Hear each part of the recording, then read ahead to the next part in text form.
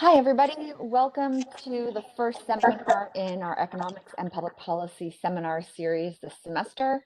I'm really pleased to see we have a bunch of graduate students that have joined us today. So welcome, graduate students, and welcome everybody else. Thank you for being here. Before I introduce our presenter today, I just wanted to let you know what is coming up in terms of our lineup this semester. So on Thursday, March 4th at 3 p.m., Marcus Casey from the University of Illinois at Chicago is presenting a talk. I don't have the title yet. About 2 weeks later, or 3 weeks later, Isabella Alcaniz is presenting on Wednesday, March 24th. Her topic is American or Not American, the Role of Race, Immigration, and Partisanship in Shaping Attitudes about Disaster Assistance in the United States. A very timely topic considering what's going on in Texas right now. On Friday, April 9th, Maggie Chen is presenting a talk about foreign powers and trademark protection in Shanghai's concession era. And our last talk of the semester, Thursday, April 22nd at 10 a.m., Ghazal Mir Zulfikar is presenting Dirty People, Dirty Work, the Role of Power and Context in Cleaning Toilets. So we have a really interesting lineup. I hope that you will join us for more of these talks this semester. So without further ado, I'd like to present our presenter for today. Professor Stephie Fried is an assistant professor at Arizona State University and a senior economist at the Federal Reserve Bank of San Francisco. Her work studies the effects of climate change and climate policies on the macroeconomy, and today her talk is entitled The Macro Effects of Climate Policy Uncertainty. Stephie, I'll turn it over to you, and I will monitor the chat if there are questions, clarifying questions or substantive questions throughout the presentation, and then we'll have more questions at the end. Stephie, the floor is yours. Thank you very much. And just to confirm, I have an hour, so till I guess 10 o'clock my time. Okay. So thanks very much for having me. So this paper is joint work with Kevin Nobin and with Will Peterman, and we have the usual disclaimer that the views in this paper are not necessarily the views of the Fed.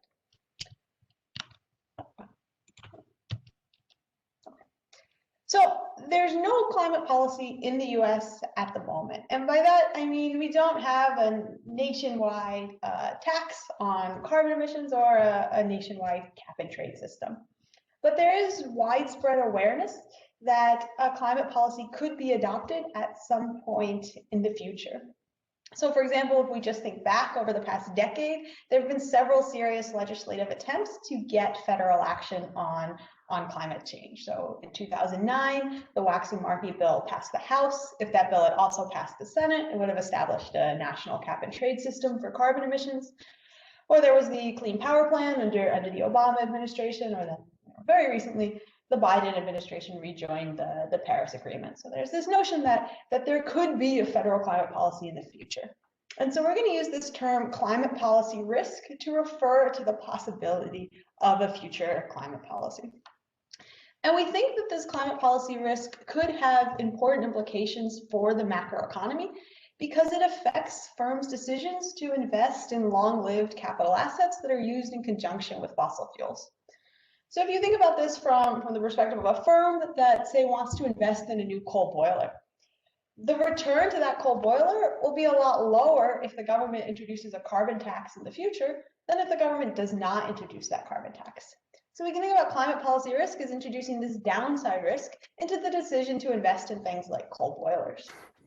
Parallel but opposite reasoning would suggest that it introduces an upside risk into investment in something like a solar panel.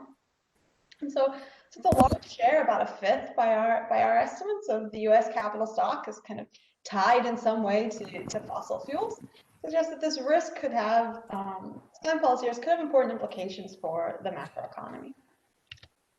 But even so, most previous work abstracts from climate policy risk when they evaluate the potential implications of future climate policy. By far, the dominant approach is to consider, is to begin kind of in an economy where agents believe that there is zero chance of a future climate policy, and then look at the effects of introducing a carbon tax or a cap and trade system from there. And so what we want to do in this paper is both drop that assumption and say, well, actually agents might anticipate that we could introduce a climate policy in the future, and then also just understand the importance of that assumption for how we evaluate climate policy and how much it matters. And so what we do is we develop a dynamic general equilibrium model of climate policy risk. And we use the model first to think about what are the effects of this policy risk on the current macroeconomy. So how does it affect emissions, output, et cetera. And then we think about what it implies for how we evaluate potential future climate policies. Throughout, I'm going to use a carbon tax just as the kind of prototype example climate policy in the future.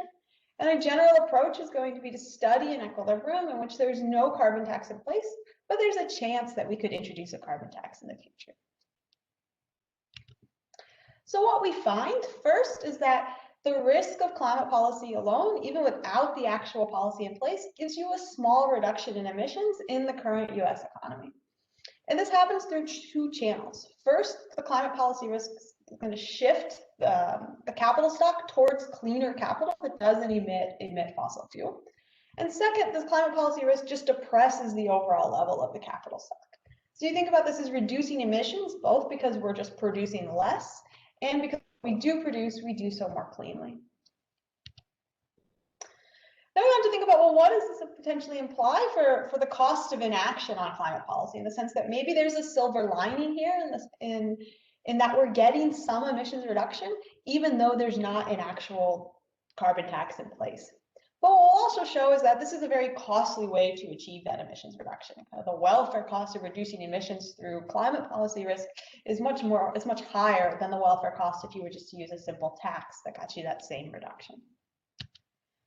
And then the last thing we'll do is we'll think about the implications for how we evaluate future climate policies. And we show that if you abstract from the effects of climate policy risk and kind of assume that you're starting in the steady state where agents don't anticipate future policies, then you're going to overstate the effects of actually introducing a policy on emissions and consumption and so on.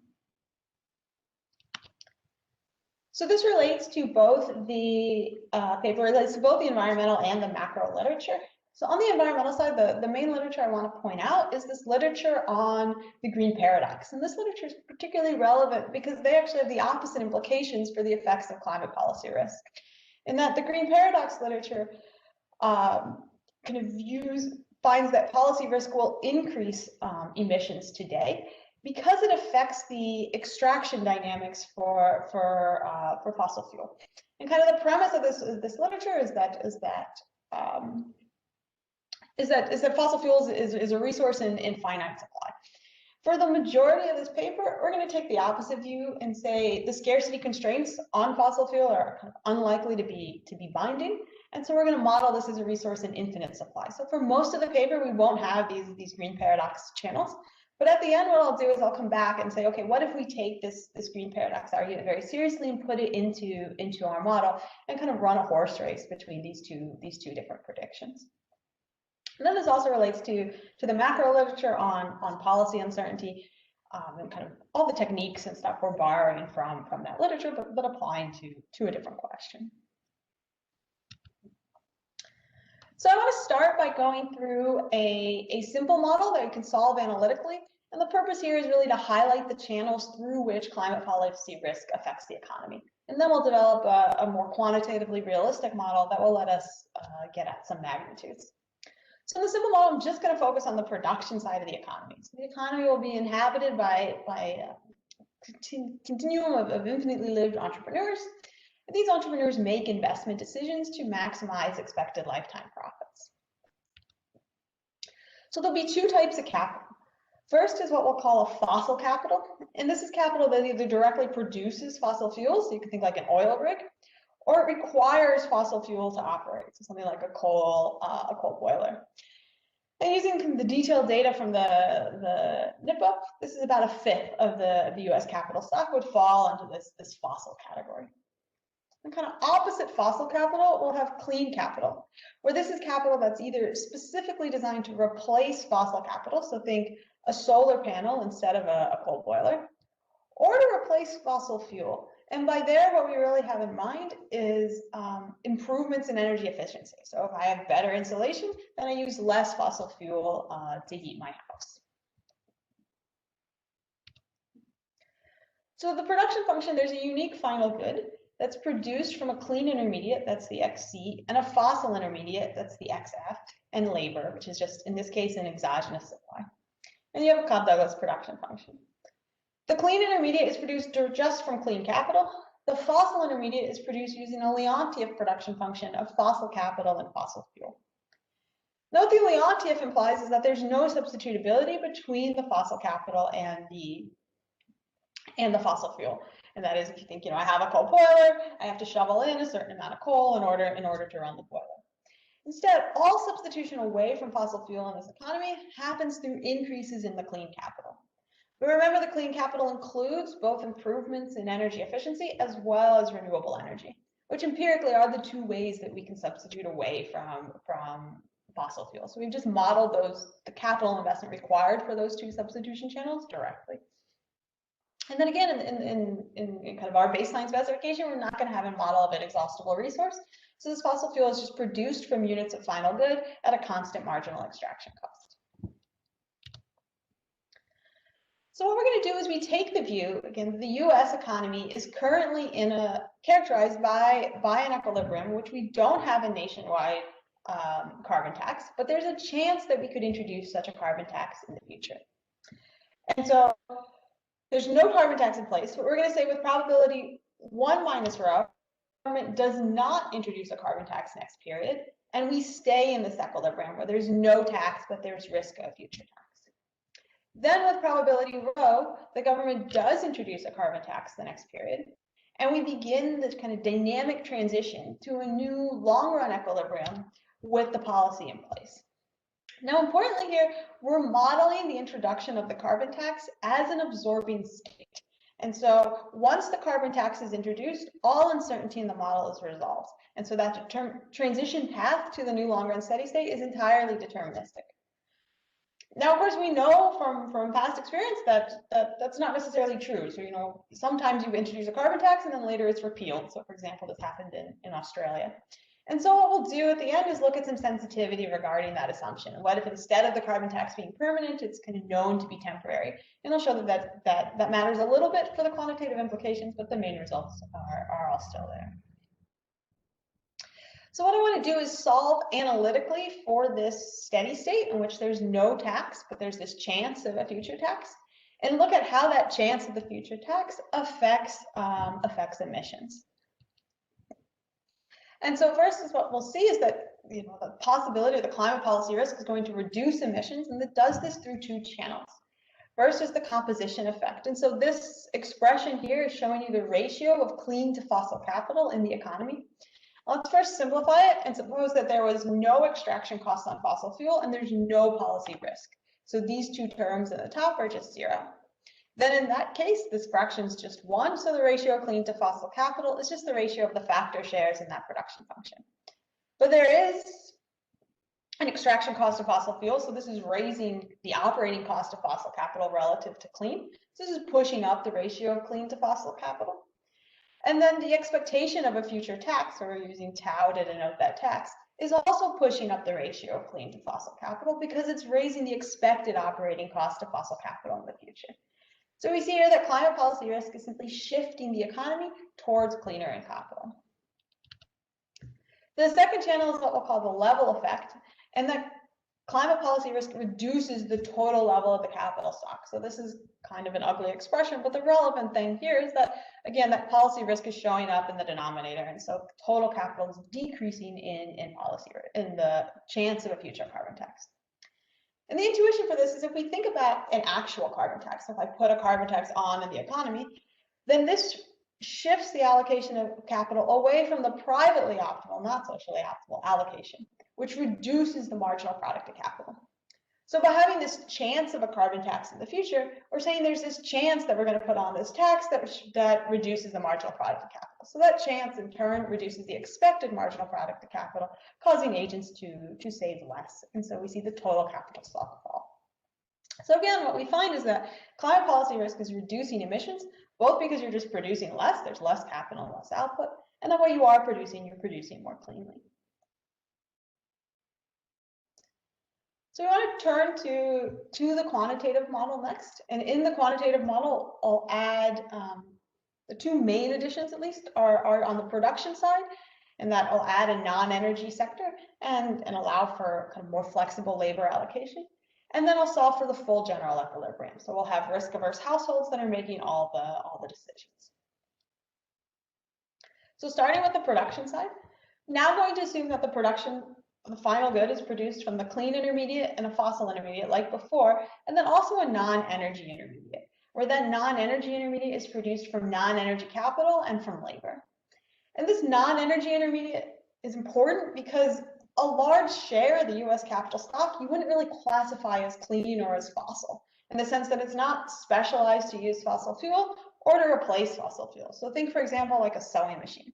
A sewing machine requires electricity, but it doesn't care if that electricity comes from a coal boiler or from a solar panel. And so this is a big chunk of the capital stock that would fall in this category. And so to get realistic quantitative results, we need to account for that. The other piece that we're adding here is allowing for labor to be allocated between these different sectors. And so now all these production functions include labor. And this is going to be important too, because labor is giving entrepreneurs another dimension along which to respond to the climate policy risk. And this dimension is different from the capital dimension because the timing of labor and capital decisions are different. And in particular, if we think about your standard investment decision, you're choosing next period's capital stock at the end of the current period before you know whether or not the government has introduced the climate policy. Alternatively, with labor, this is a much more flexible input. And so you decide labor after you know whether the government has introduced the climate policy. So this labor is giving entrepreneurs another margin along which to adjust. So for example, if they invest in a lot of clean capital and then they realize the government didn't introduce a carbon tax next period, they might hire a little bit less labor than they would normally hire to go with that amount of capital as a way to kind of reduce their production since the policy risk the tax didn't realize. So the other piece we add here is again solving for the full general equilibrium. And so now, instead of just having the entrepreneurs, we're going to assume the economy is inhabited by a continuum of infinitely lived identical households. And every household is going to be comprised of workers and entrepreneurs. So you can think about in every household there lives one worker and a clean entrepreneur, a fossil entrepreneur, and a non-energy entrepreneur. The workers can supply labor to any entrepreneur, not just the ones in their household, and they're going to earn the market wage. So labor markets here are perfectly competitive. And the entrepreneurs produce each intermediate input and they're earning profits. So everyone in the household, all the workers and the entrepreneurs are making decisions to maximize expected lifetime welfare for the household. The workers choose their hours of labor supply, and the entrepreneurs choose their labor demand and their investment decisions, where that investment in turn determines the level of saving for the household. So they do this to maximize the value function, where the state variables, the set K, is just indicating the level of fossil capital, non-energy capital, and clean capital. The first term of the value function is the period utility function. So this is a function of consumption and then hours worked, where chi is your disutility of labor, and theta is that Frisch elasticity of labor supply. Now, if we look at the continuation value, it has two components. So the first component of the continuation value says, with probability rho, the government's going to introduce a carbon tax next period. And so then the economy is going to begin that dynamic transition to the new long-run equilibrium with the tax in place. So W1 is the value function in the first period of that transition. Then with probability 1 minus rho, the government does not introduce a carbon tax the next period, and so we remain in this steady state in which there's no tax, but there's risk of a future tax, and so we have that same value function showing up. Now, the workers and entrepreneurs make these decisions subject to the household's budget constraint. The household's budget constraint, if we're in the steady state where there's no tax but a risk of a future tax, this simply says that consumption has to equal my income, where my income is my labor income plus the profits from the entrepreneurs. Or the profits from the entrepreneurs, this is it for showing you this for the fossil entrepreneur, is the revenue minus their expenses for fossil fuel, minus their labor and investment expenses, and then minus this term, which is, we didn't talk about because it doesn't matter a whole lot, but that's just an adjustment cost on fossil fuel. I'm sorry, on investment. And then in the transition, our budget constraints are going to change a little bit. So if we actually introduce the carbon tax, then we have to do something with the carbon tax revenue. So in this case, we're just going to return it back to households through equal lump sum transfers. So that's the capital T that's showing up in the household budget constraint. And then the profit function for the fossil entrepreneurs is going to change because now they're going to have to pay the carbon tax. So they lose that tau F as well. And otherwise, everything else is exactly the same. So now we need to calibrate the model to match, our goal here is to match the current US economy. Again, taking this view that the economy is in this steady state where there's no carbon tax, but there's this chance of a future carbon tax. So first we have to decide on size for the future carbon tax. So we're just gonna set this equal to $45 a ton, kind of in line with recent policy proposals. And in general, things aren't that sensitive to picking a different value there. The time period of the model is a year, and the calibration has two steps. So first we choose some parameter values directly from the existing literature. And then given those parameter values, we calibrate the remaining parameters so that a set of moments in the model match their corresponding targets. Most of this is pretty standard. What I want to focus on is how we're going to try to pin down that probability row. So taking the $45 tax is given, what's the probability that agents are currently placing on that tax being enacted? So our general approach to Calibrate row is that we observe firms in the US economy voluntarily choosing to reduce emissions. And we see different ways that firms are doing this. So some firms are just setting their own emissions or energy efficient targets. Others are imposing regulations on themselves that are stricter than what the federal government has imposed on them. And others are using a mechanism that we'll talk a lot more about called internal carbon prices. So what we want to know is kind of how much are firms voluntarily reducing emissions? And then once we know that, we can say, well, what probability would they have to place on that $45 tax so that their voluntary emissions reduction is optimal in the context of our model? And so the first thing we need to know is how much are firms reducing emissions voluntarily without kind of policy telling them to do that. And so one of these mechanisms that takes us there is this special type of internal carbon price, something called an internal carbon fee. And so what the internal carbon fee is a tax that the firm places on its own emissions. So for example, Microsoft does this. They place a $10 tax on all emissions associated with their production processes, and then they collect the tax revenue on themselves, and then they can do whatever they want with it. So according to firm surveys, the primary motivation for using such a tax is to distort your investment decisions in the face of future regulatory risk, which is exactly what we're interested in this paper. But we want to be a little bit cautious because there could, of course, be other reasons that firms are voluntarily reducing emissions and using these taxes. So, for example, you could, put on an internal carbon tax because you want to differentiate your product as being green. So Ben & Jerry's has one of these internal carbon fees as well. You could also do it just because it's the right thing to do in the sense of corporate social responsibility. So we don't have a way to quantify, how much of these motives is coming from concerns over climate policy risk and how much is from other factors. So what we're going to do is we observe among the small sample of firms for which we have this information that the modal internal carbon fee is $10 a ton. And so we're going to adjust that down by a half to $5 a ton for the calibration, kind of taking the stand that maybe half of that is motivated by internal factors, and maybe the other half is coming because of climate policy risk.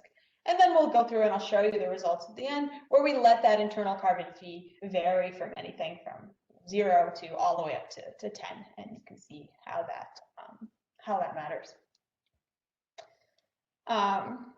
So what we do is we're going to say, let's say that firms are currently placing a $5 internal fee on themselves.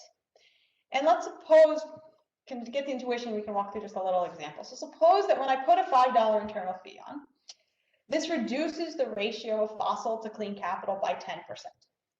We're going to interpret that as the economy's optimal response to climate policy risk. So because of climate policy risk, we're going to reduce the fossil to clean capital is 10% lower in the economy than it otherwise would be. So we want to know what value of rho would reduce fossil to clean capital by 10%, i.e. what value of rho would justify this $5 internal fee. And so mechanically what we do is we solve for a steady state with the internal fee and with no risk. So you have just a $5 fee. Then we also solve the model for a steady state with risk, but with no fee. And we're basically choosing rho to equate the ratio of fossil to clean capital in each steady state. And we find that rho is approximately equal to 10%. So to put that in perspective, this implies there's roughly a 50% chance that the government would introduce a carbon tax at some point in the next 8 years. Dr. Freed, we have a question from the audience. David, you want to go ahead? Yeah, thank you. I just wanted to clarify when you said there was this primary motivation that a firm would be sort of modifying sort of anticipation of sort of future government policy. And what I was unclear about, to what extent is that just because they're sort of making their adjustments to what they expect, or are they trying to sort of ward off the threat that the government, if they adopt the clean energy now, is that going to lower the probability the government will do something in the future? And is that their motivation? And what the question that comes to my mind, it would seem to me there would be free rider aspects of that. You know, why should Microsoft lower it now in anticipation of the government doing something if no other firm is going to respond? So I just wonder if you could explain that a bit further. So I think your point's exactly right. So kind of viewing this as more like we see lots of evidence that firms are responding or are reducing their emissions on their own, not just with these carbon prices. And then surveys suggesting that they're doing this because they're worried about the regulatory risk on themselves, not so much because they're thinking that if I do it, then maybe the government won't actually impose the tax. Because I think your intuition is exactly right in the sense that that sort of political economy type of dynamic would be tough to pull off because of the free rider issue for one. So yes, the idea is just we see firms reducing their emissions voluntarily.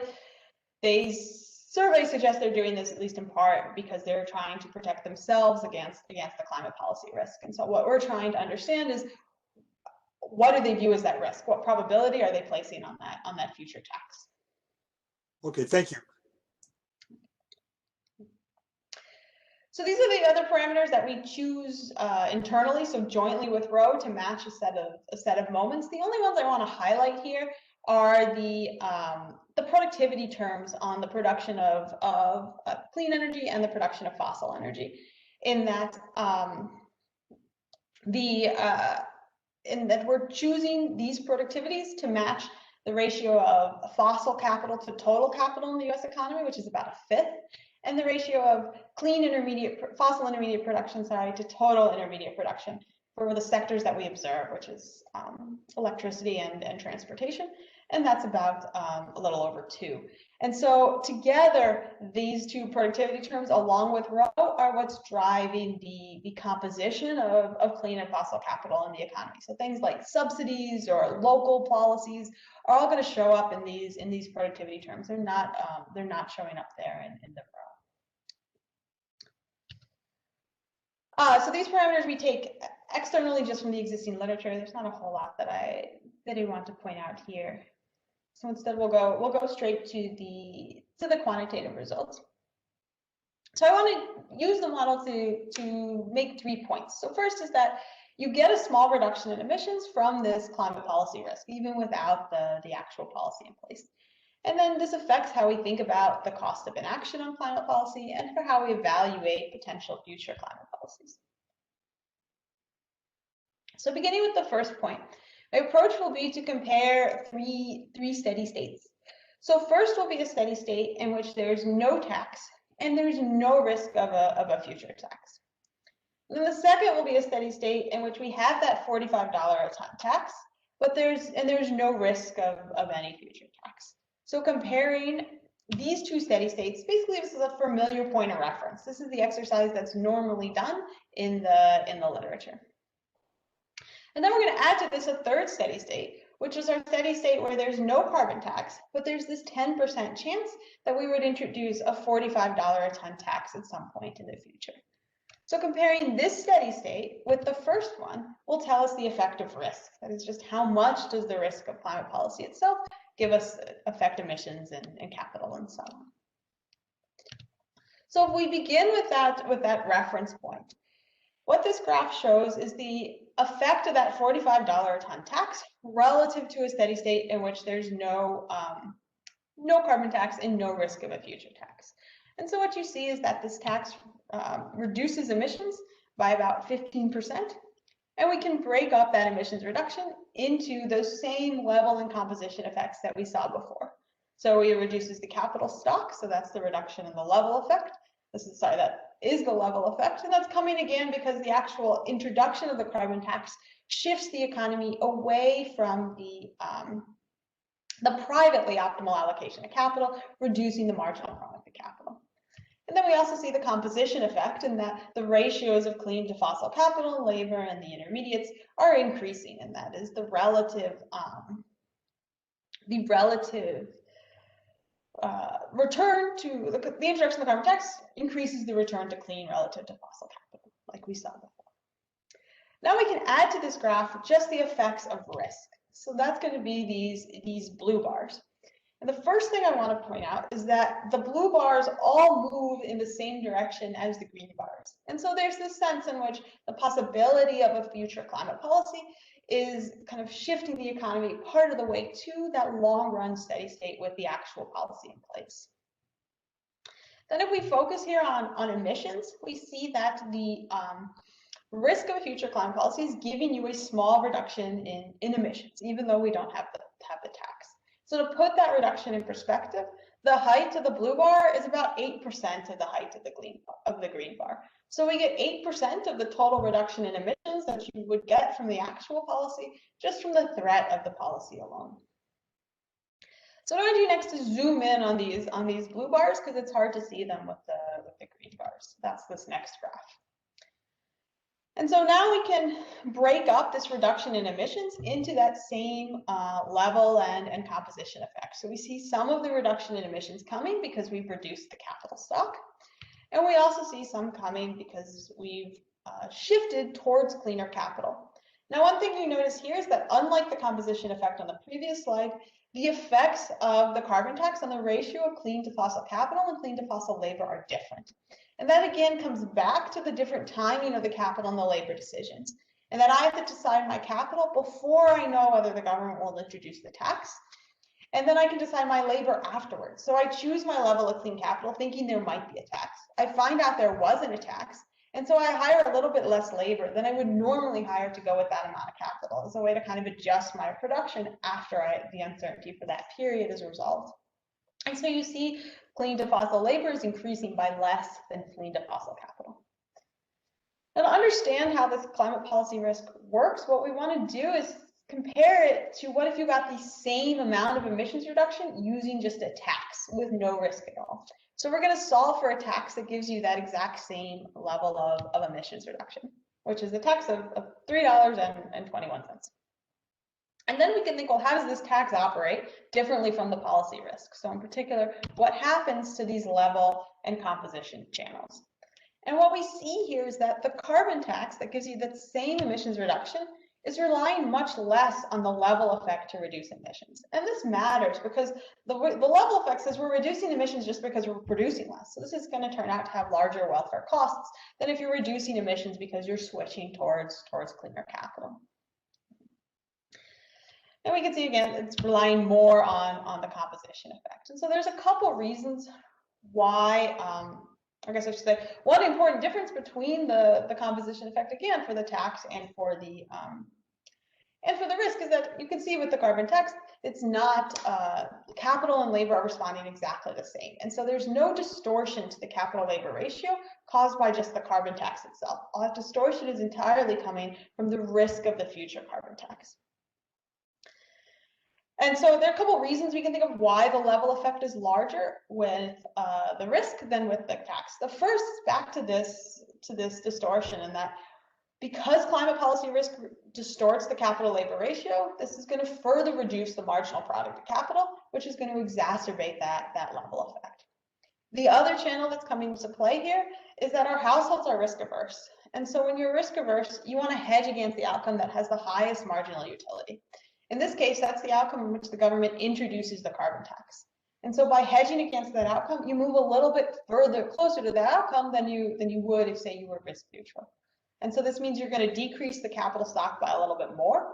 It also means you're going to increase the ratio of clean to fossil capital by a little bit more, which is going to exacerbate that misallocation between capital and labor, which is going to further reduce the marginal product of capital and further cause you to decrease the capital stock. So both of those two channels are at play in kind of causing that higher level effect.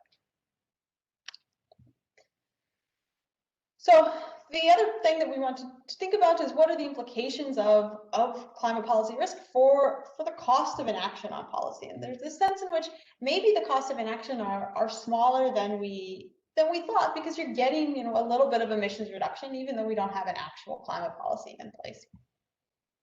And that's true, but there are costs of this risk too that I think are important, in the sense that if we calculate welfare using a consumption equivalent variation measure, then we find that the welfare cost of climate policy risk is twice as costly as that emissions equivalent $3.21 tax. And two reasons for that. One is that the households are risk averse, so they just don't like the risk. And two is that you get that the climate policy risk is relying much more on that level effect and just producing less to reduce emissions. And then when we started this project, we were kind of had this idea that maybe climate policy risk would reduce the welfare cost of introducing a carbon tax over the transition.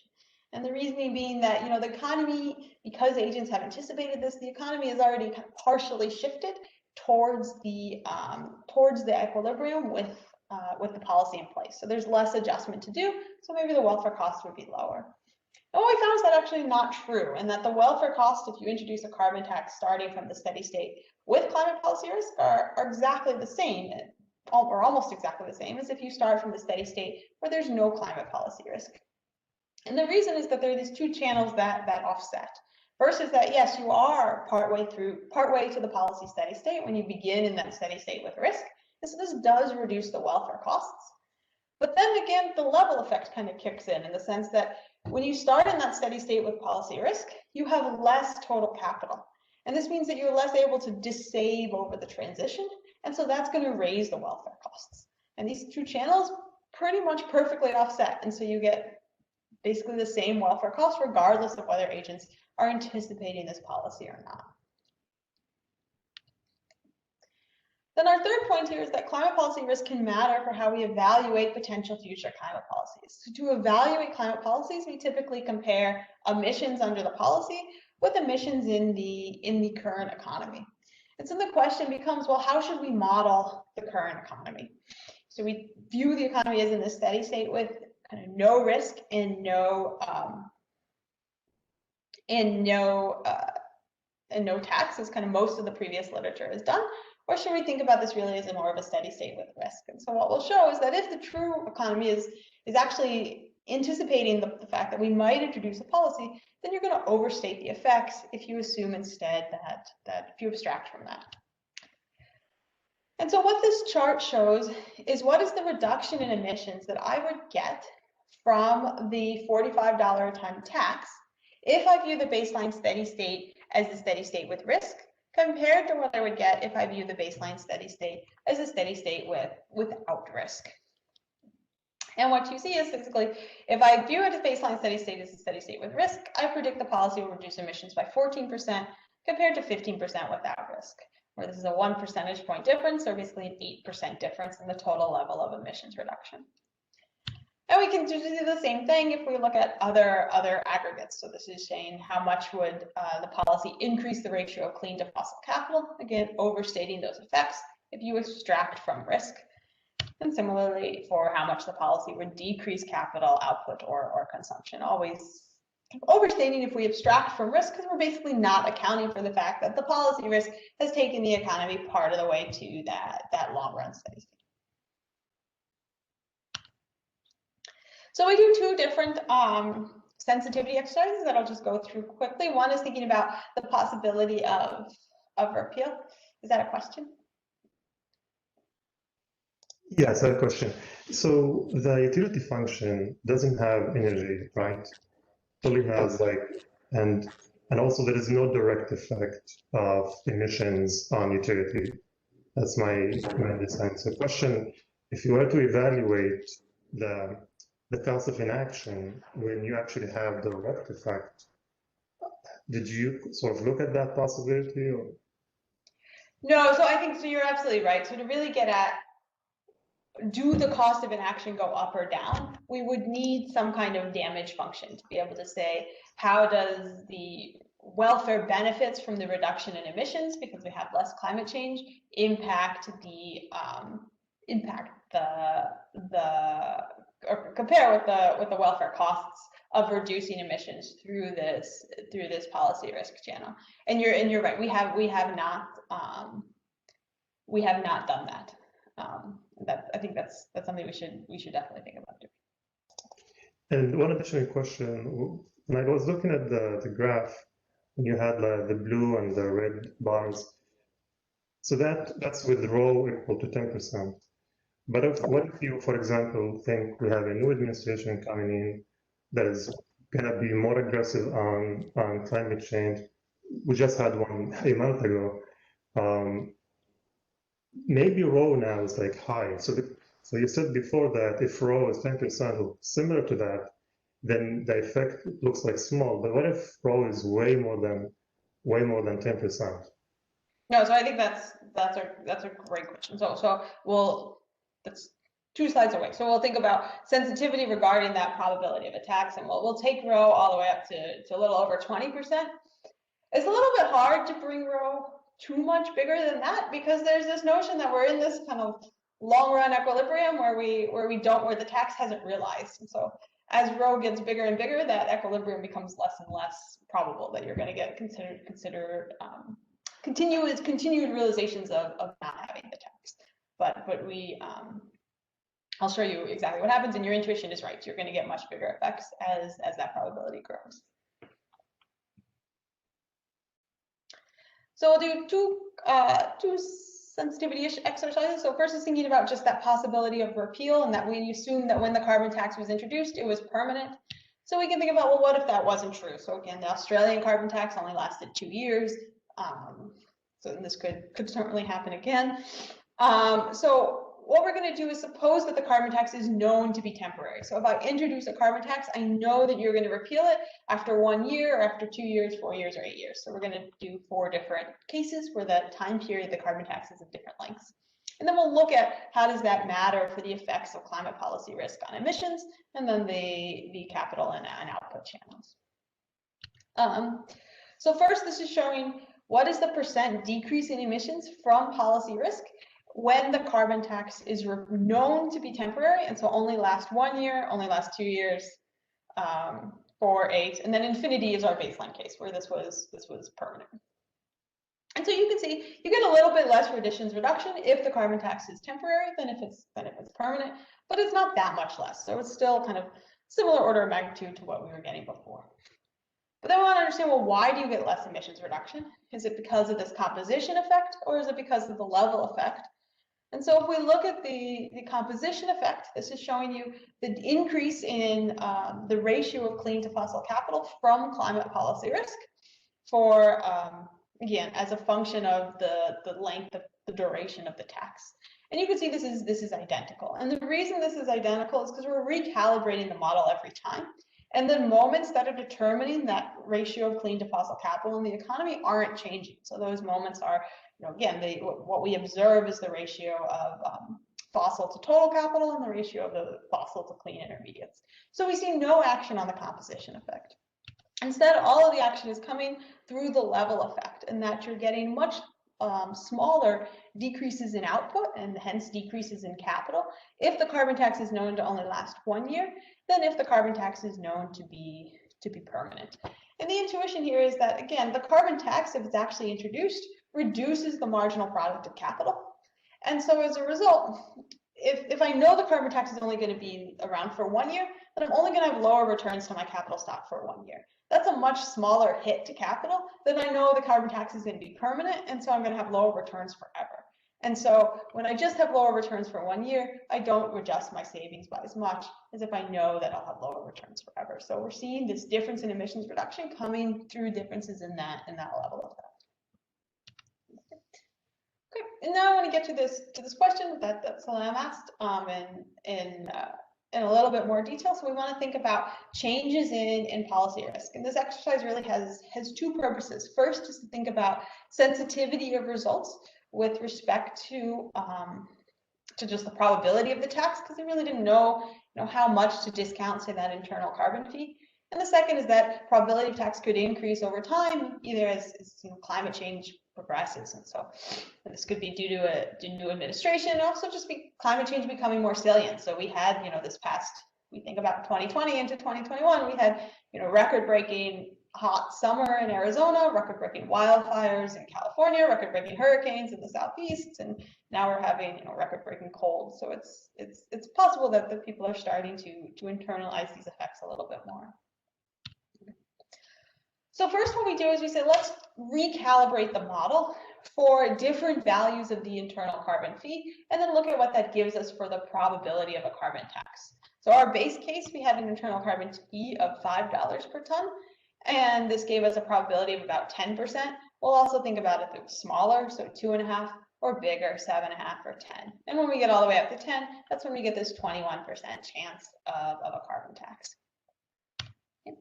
And then we can see, well, how does that matter for the emissions reduction that we get from the policy risk? And so this is showing you now the probability of the carbon tax on the x-axis, and then the percent reduction in emissions. And you can see that as the probability of the tax increases, the emissions reduction that we get from the policy risk is growing. And then we can think too, well, how does this matter, and how do the errors we get from extracting from policy risk change if as the probability of the carbon tax grows? And so if we think about our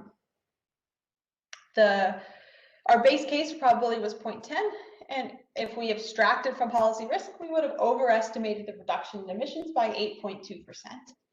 If instead the probability of a carbon tax is 20%, and we abstract from policy risk, now you're going to overstate the reduction in emissions you would get from the policy risk by about 16.5%. So you get much bigger errors as that policy risk grows, and so it becomes kind of more important to account for. So the last thing I want to do very briefly is to just think about our paper in the context of the literature on the green paradox. And I think this is important because, as mentioned before, our paper has opposite predictions from the green paradox, and that we're finding that the risk of future policy reduces emissions today, whereas the green paradox is arguing that the risk of future policy would increase emissions today. And the green paradox begins from fundamentally a different premise, in the sense that view fossil fuels as this exhaustible resource and finite supply, and that finiteness of the resources is critical to that argument that policy risk would increase emissions today. And so what I want to do is first just talk through the intuition of the green paradox literature, and then show how we can incorporate that into our model in a reduced form way, and run a simple horse race between the two predictions. So the green paradox starts from this, a Hotelling-like model of fossil fuel supply, where you have a constant marginal extraction cost, that's the red line, and a downward sloping demand curve for the fossil fuel. And the price of fossil fuel rises over time at the rate of interest. And so we don't want to kind of, lots of studies have shown that the Hotelling model doesn't do a good job of predicting fossil fuel price dynamics. This might be why a lot of models don't include fossil fuel as an exhaustible resource, but for the purposes of this exercise, we're going to take the green paradox, and the Hotelling kind of argument is given, and just think about what that implies for the effects of policy risk on emissions. So what the Hotelling argument would say then is that the effects of policy risk on emissions are going to make it less profitable to extract my finite resource in the future. because there's going to be this tax. So we're expecting that demand will shift to the left in the future period. And this decrease in profitability in the future, since the fossil fuel extractors are solving this dynamic extraction problem, means that actually I want to extract more now today than I did before, because it's not as valuable to leave that resource in the ground. And so as a result, you get that fossil fuel extraction goes up today, and so emissions are going up and the price is going down.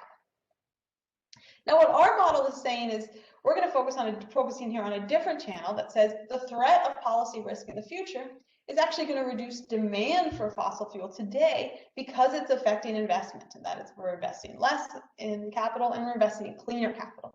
So the mechanism in our paper is saying that actually demand today is going to shift to the left.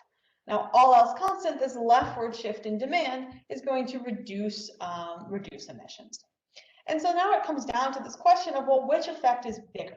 This reduction in emissions from the decrease in demand today, or the increase in emissions from the changes in extraction dynamics from the threat from kind of reduced profitability of extraction tomorrow. And so to incorporate this in our model, we're going to focus on how policy risk affects the price of fossil fuel. So our model in its simplest form is on the right. We have a constant marginal extraction cost for fossil fuel, and the price doesn't change. So regardless of what happens with this demand shift, the price is always equal to the marginal extraction cost. There's no impact to policy risk on the price. If we were to switch over to that green paradox paradigm, then we would start to see that policy risk does actually affect the price.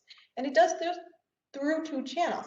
First, now we have these rents, or our scarcity rents, so our price is not equal to the marginal extraction cost, which means that if I shift demand back to the right from eliminating that policy risk, I'm going to increase the price of fossil fuel. That's the demand side effect. The supply side effects is I'm also going to increase the price of fossil fuel if I eliminate the policy risk, because now that's going to make it more profitable to extract tomorrow, and so I'm going to extract less today. So we have two mechanisms that would drive up the price of fossil fuel from the steady state with no policy risk. So the way that we'll introduce this mechanism into our model is basically to say, we're going to compare our steady state with policy risk, in which there's no carbon tax, to a steady state in which there's no policy risk, no carbon tax still, but now a higher price of fossil fuel, to allow for this kind of adjustment that the green paradox would predict. And so the question then becomes, how do we choose how much to increase that price of fossil fuel when we eliminate the policy risk? And so to do this, we draw on the kind of empirical literature on the green paradox. So there are two really nice papers on this. First is Derek Lemoyne's paper, where he's looking at how did changes in congressional support for the Waxman-Markey bill, which would have established a cap and trade system in the US, affect coal futures prices. And he finds in particular that when Lindsey Graham drops support for the bill, making it much less likely that the Senate would pass the bill, coal future prices increase by 1%. The idea being that this is like a very short-term future price, so think of it as the current price. Fossil fuel prices today are now going up because it becomes less profitable going up, because now Graham making it less likely that we're going to implement a climate policy makes my expected profits from extracting the resource in the future higher. So I extract less today, driving up the price today.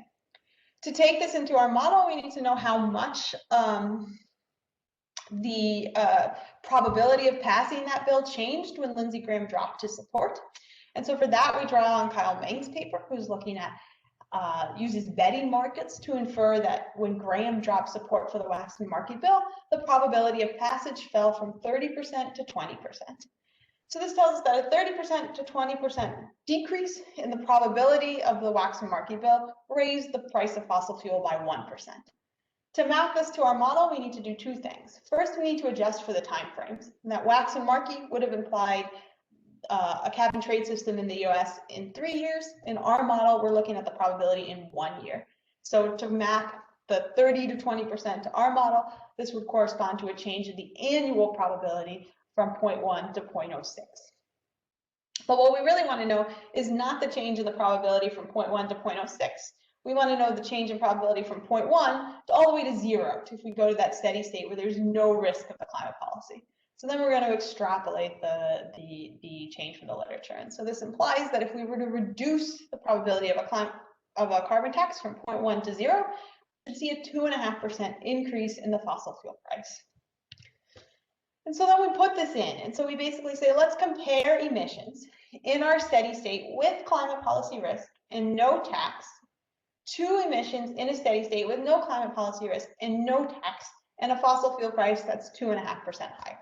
And when we do that, we get that climate policy risk reduces emissions by 0.56%, which is a little bit smaller than what we're getting in our baseline model, where we don't have the effects of climate policy risk, but still moving in that same direction. And so on the one hand, this suggests these demand side effects dominate the supply side effects, but they are of course more muted because you have this other channel pushing in the other direction.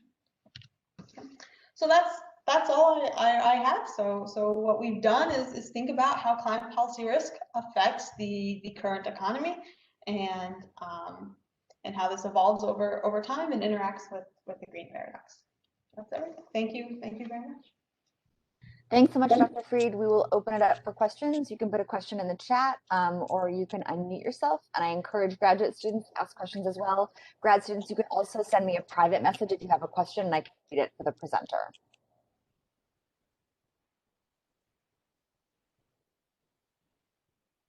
This is Tim. Am I coming through? Thanks for the talk. Just a question early on from how to pitch this, I think, is that the choice is not between carbon taxes and no carbon taxes for carbon policy. We have, even through the Trump administration, a zillion carbon policies in place, both national and state level. Production tax credits for renewables, CAFE standards, energy efficiency policies of one sort or another, that sort of thing. In fact, I think a few years ago, there was something called a Corporate Climate Council or something like that was formed to advocate for a carbon tax to get that and get rid of this death by 1,000 cuts carbon policy that we have now. And if that's any indication of carbon policy would reduce their risk, or carbon tax prospects would be something they view as reducing the kind of risk they're seeing. And the other thing is, in terms of what's likely to come, a notable thing about the Green New Deal is that you will not find carbon tax or cap and trade in any of it at all. It is all about a bunch of sectoral piecemeal subsidy policies for this, that, and the other. So however, this is more a matter probably of how you pitch this than anything else, but it's not like, that the choice is not carbon tax or no climate policy. The question is a mishmash climate policy that we have now, or arguably a more efficient climate policy, which many people, which perhaps some people in corporate America and economists would prefer, but unfortunately probably nobody else does. Anyhow, I'll just end it there. Thank you. No, thanks. I think that's a great point. And it's certainly the sense that there is at the local level and like you say, we do have to some extent at the national level policies designing to reduce our energy use. And so really what we should say is think that we're thinking about the potential of a big future increase in climate policy relative to what we have currently. And that's really what that row is capturing. As far as a carbon tax or a cap and trade system or a whole kind of lots of different things sewn together, again, the idea is simply that carbon tax is a convenient example to put in the model, but I mean, you're right, Biden, and you can I've done the same thing. Look everywhere for carbon tax or cap and trade in his plan, and you don't find it. And so it's just this notion that something that's going to affect the relative return to clean capital compared to fossil capital. Maybe that's a tax, or maybe it's something else. And the tax in the model should really just be viewed as kind of this stand-in for something that's affecting those returns, whether it be regulation or a tax or something like that.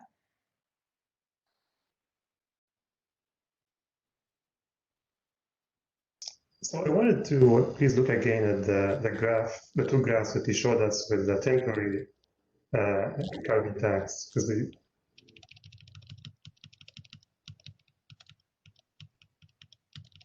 Oh, the temporary. Yes. These ones. So when it comes to the decrease in emission, it looks like 1 year or 2 years or 5 years are roughly the same. But when you look at the next graph, the effect on output, actually the one after that maybe, the effect on output is significantly bigger after, say, 8 years.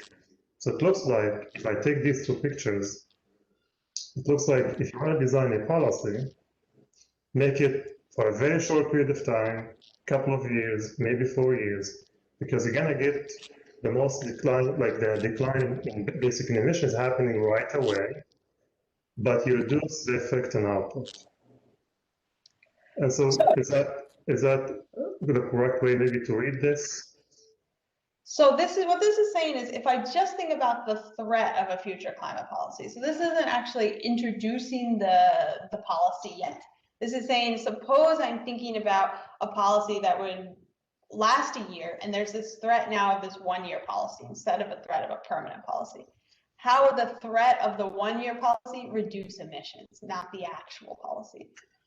Correct. And what I'm reading here is this: when it comes to reducing emissions, whether you do 1 year or 2 years or 8, the differences are very, very small. But the effects on output are much bigger for 8 years than for a year or 2.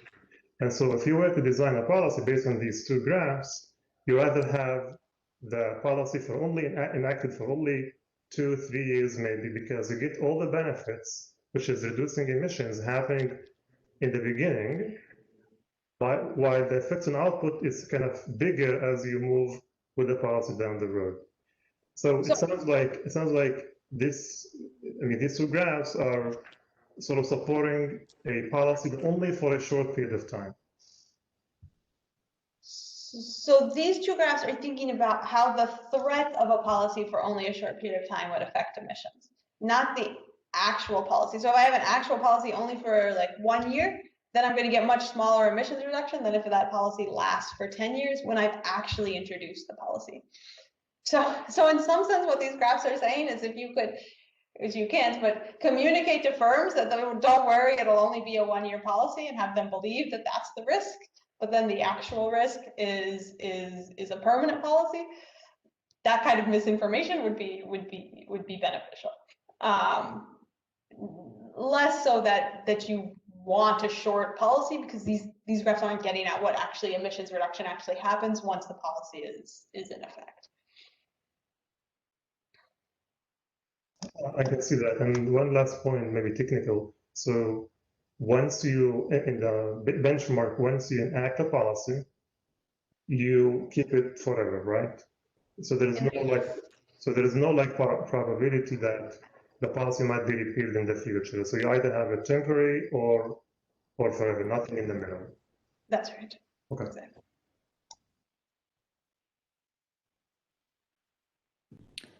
Hey, Stephie, thanks for a great presentation. I have a question about sort of that sort of certainty equivalent kind of comparison you had in that graph between the $3.21 certain carbon tax and the emissions. Yeah, that one, the one that leads to the same emissions reduction based on risk.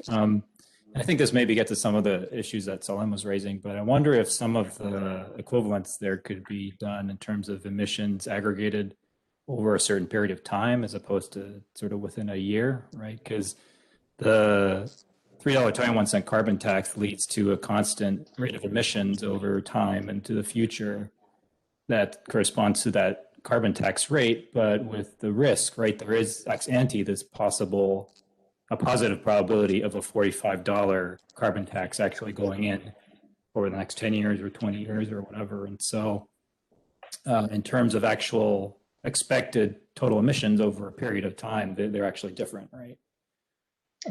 So I'm wondering if you could do kind of a similar, comparison with a different counterfactual.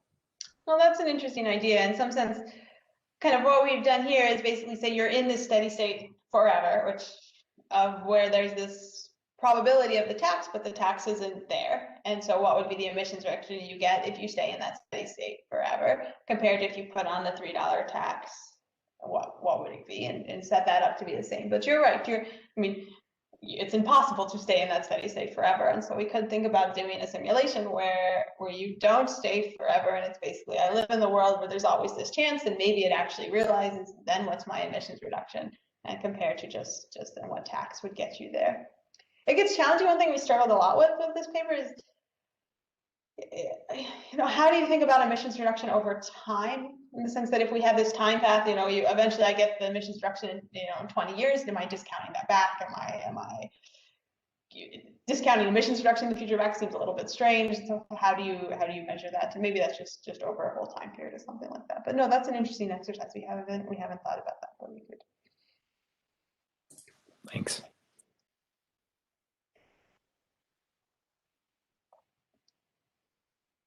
Other questions? I have one. Dr. Fried, I wanted to think kind of big picture about climate change policy. So it seems that there's a difference between having like something like the Green New Deal, like a big climate change policy with some uncertainty about whether it would get passed, versus having something more piecemeal that would kind of do things step by step. So, and I think the big difference that I see in your results is that doing it step by step is going to have a pretty different impact on labor versus capital. And so, and I know one of the big pushes for things like the Green New Deal is about green jobs, that it's going to create new jobs. So labor is a pretty important consideration for people in terms of how much they want to support climate change policies. So I guess my question is, do your results suggest that doing things piecemeal is actually going to be better for jobs in the short run and the medium run compared to trying to pass one big policy with more uncertainty around it? Well, that's an interesting way to think about it. So first I say, I don't know that we have a whole lot to say about jobs, in the sense that we don't have any frictions that would prevent jobs. So there's no unemployment in the model. And we see this change in the ratio of clean to fossil labor, but that's more change in kind of how labor is allocated, not a change in total number of jobs. So it's saying like, how's the ratio of, wind farm jobs to coal mining jobs change, but there's still 100 jobs, for example. So I think that's a really interesting question. Unfortunately, I don't think our model can speak really to jobs. The piecemeal one is also interesting. You have me thinking more, especially in response to Tim's earlier question too, about, like this patchwork approach versus a unified approach. And kind of a lot of these effects are coming because we're thinking about this as being in the general equilibrium. So we have this unified change, even if it is just, through kind of industrial policy changes instead of like a carbon tax. And that's going to give us general equilibrium effects on saving throughout the economy. Whereas it's just like a patchwork approach, then you don't get those same general equilibrium effects as strongly. Like if only California is implementing climate policy, then that's going to have a much smaller effect on, say, the return to capital than if the whole country does. And so I think maybe a way we should think about framing this is more as if you had a big coordinated effort on climate policy, so that you got these general equilibrium channels, that's really what this is a risk of, and not something like the Green New Deal or a carbon tax, as opposed to smaller local level action that might not have general equilibrium implications just because it's not big enough.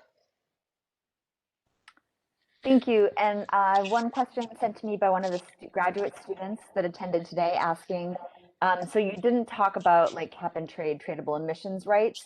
Is that likely to have a greater impact on emissions reductions than the taxes that you're talking about in this piece? So I mean, that's a great question. I mean, in general, we, under certain assumptions, those two policies can be made to be equivalent. Here, in our case, I think they would be the same. So I think you could design a carbon tax so that you got kind of exactly the same level of emissions reduction in this circumstance as the cap and trade system. So again, we're not really thinking about this as the particular policy that we're putting in place. The idea is simply that there was a big coordinated national effort to get action on climate change. What would be how does the risk of that coordinated natural effort, whether it be a cap and trade system, a carbon tax, a Green New Deal, affect the economy today? Great, thank you. We have a couple more minutes for questions. Anyone else with questions? I've got a question, and it goes back to what Salem was raising about how you didn't put emissions in the utility function. I'd have to go back and look, but as I recall, you don't have emission levels in the production function, but you can make arguments. I guess there's a lot of speculation, but maybe you could model it about general equilibrium production effects from emission levels and how, maybe firms even could be anticipating things like that. No, I think you're absolutely right. And if we could think about having a damage function, right? And having climate damages affect both utility and production. And firms also thinking about how uncertainty over future climate damages is impacting capital and today. There, I don't think we would see quite as much a difference between the clean and the fossil. So you'd see the level effect, right? I'm expecting future damages in the future, so that's going to reduce my marginal product of capital in the future, so I'll save less, but that's not going to shift the composition as much, I don't think. So we wouldn't expect clean capital to be disproportionately harmed by climate change than fossil capital necessarily. And so I think you'd get some of these channels from that too, and maybe some other ones that we haven't thought about. But yeah, I don't think you'd see the composition effect, but that's certainly something to think about. Other questions? We have time, I think, for one more.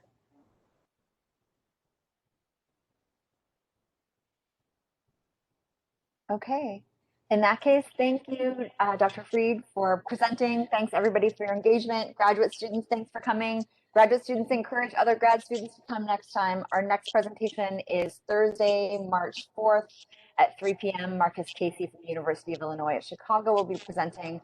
I hope to see you all back there. And I will stick around in case any of the graduate students have any questions they want to ask me. And I know Dr. Fried has to head out shortly, but I'm happy to answer questions and have some discussions. So feel free to stick around if you'd like to. Dr. Fried, thank you again. Thanks, everybody. Have a great afternoon. Thank you.